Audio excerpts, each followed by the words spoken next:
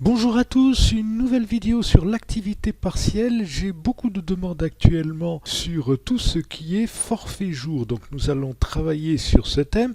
Alors vous avez la possibilité de télécharger le support de cette vidéo sur le blog, donc vous avez l'adresse mail. C'est bien entendu gratuit. Au sommaire, le problème principal concernant ces forfaits jours, c'est la conversion des jours en heures, puisqu'il s'agit donc de durée de travail délimitée sur une année, mais calculée en jours et non pas en heures.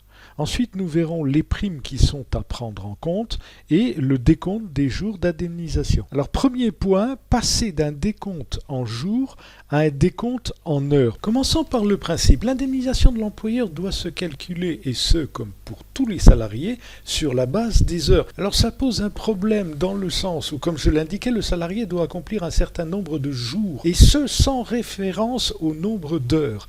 Donc, de ce fait, pour satisfaire à ce régime un peu particulier d'activité partielle, il faudra convertir les jours de travail en heures, et ce alors qu'aucun suivi dans ce sens n'est effectué. Alors il est à noter déjà un point, c'est que avant d'opérer, il faut se référer aux accords, aux conventions collectives de l'entreprise qui peuvent prévoir ce type de conversion. Alors la question, n'y a-t-il pas dans cet accord une disposition qui définisse précisément le calcul du taux horaire, et ce en cas d'absence? Si c'est le cas, vous trouvez une telle disposition dans votre convention collective ou un accord de passage aux 35 heures, dans ce cas, il suffit tout simplement d'appliquer la formule. Mais il est à noter que la plupart des conventions collectives considèrent à juste titre que le salarié, dans ce cas-là, n'est pas astreint à une durée horaire et que, de ce fait, il ne peut y avoir de calcul en heures. Ce qui fait que, dans la plupart des conventions, vous ne trouverez rien qui puisse vous aider. Alors, en absence de règles conventionnelles qui seraient fixées par un accord, vous avez un décret qui propose un calcul que l'on va justement détailler. Plusieurs points à retenir. Premier point. Un forfait de 218 jours de travail annuel est considéré comme correspondant à la durée légale de travail. Ce qui veut donc dire que dans ce cas, la durée moyenne en jours est égale à 5 jours par semaine, fois 52 semaines, divisé par 12 mois. Cela fait donc en moyenne 21,66 que vous arrondissez à 22 jours. Donc la règle, 218 jours de travail annuel correspondent à 22 jours de travail mensuel. Deuxième règle, la durée moyenne mensuelle de travail exprimée en heures est de 7 heures par jour et de 3 heures et demie par demi-journée si le calcul s'effectue en demi-journée. Donc, si on se réfère à un mois complet égale 22 jours. 22 jours multipliés par 7 heures égale 154 heures. Vous travaillez sur 154 heures et non pas 151 heures 67. Dernier point, si le forfait est inférieur à 218 jours par an, dans ce cas, il faut proratiser entre le forfait, 210, 215 jours, et 218 jours. Alors on va tout de suite partir sur un forfait de 218 jours, c'est le cas le plus simple. L'activité partielle du 17 mars après-midi au 31 mars. Le salaire de base, 4 000 €. Donc les calculs à effectuer. Vous calculez le taux journalier sur la base d'un mois. Un mois, c'est 22 jours. Donc 4000 divisé par 22 jours, 181,82. Le taux horaire, puisqu'une journée égale 7 heures, 181,82 divisé par 7 heures, égale 25,97 € par heure. Alors vous auriez pu directement diviser 4000 par 154, mais je précise bien, pas par 151 heures 67. Alors les absences à indemniser. Dans un premier temps, la première semaine du 16 jusqu'au 20, vous avez 4 journées de 7 heures et 3 heures et demie, du moins dans notre exemple. Ça fait 31 heures 50. La semaine du 23 au 27, c'est une semaine complète 35 heures.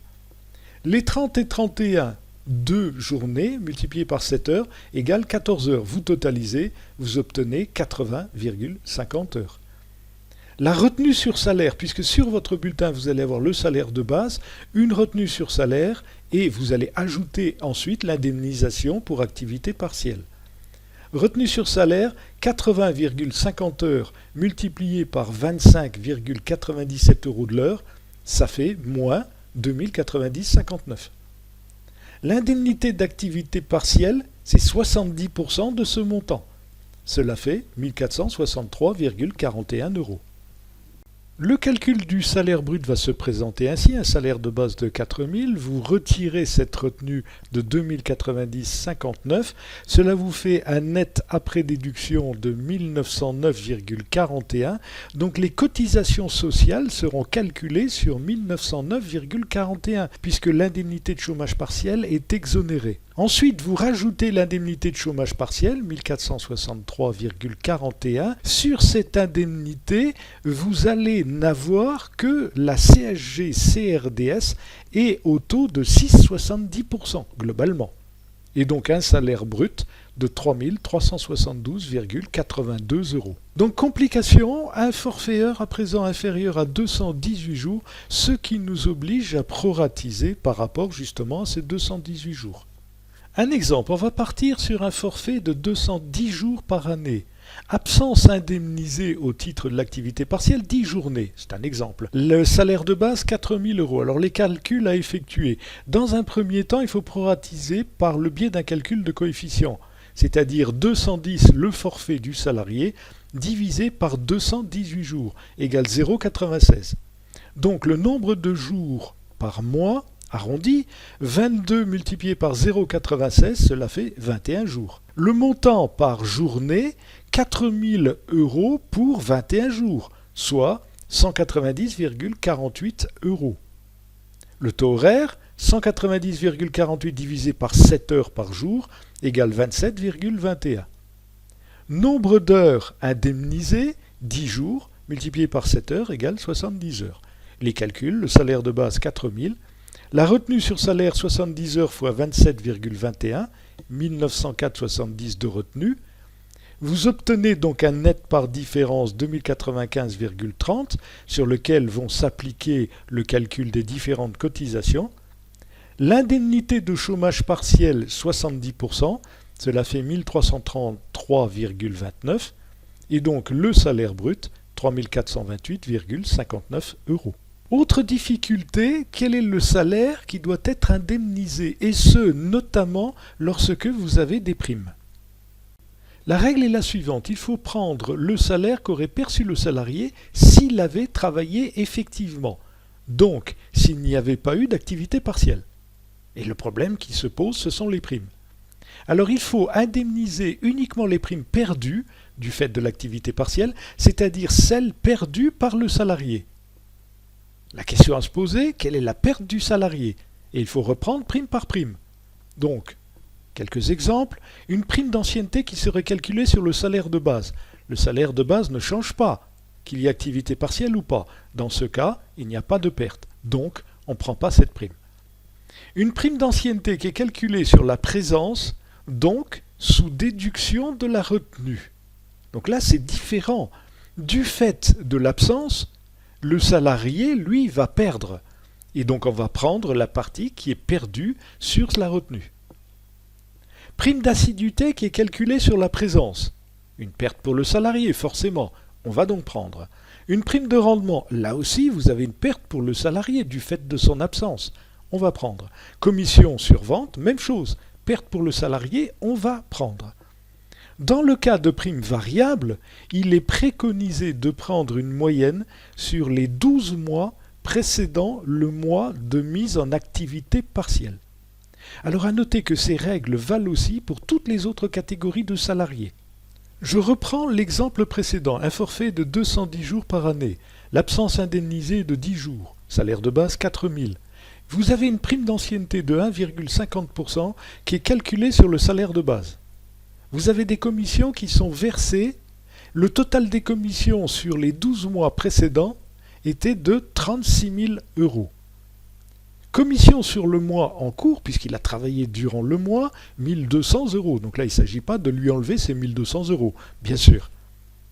Les calculs à effectuer, on trouve déjà les calculs précédents, le coefficient 0,96, le nombre de jours 21, donc là ça ne change pas.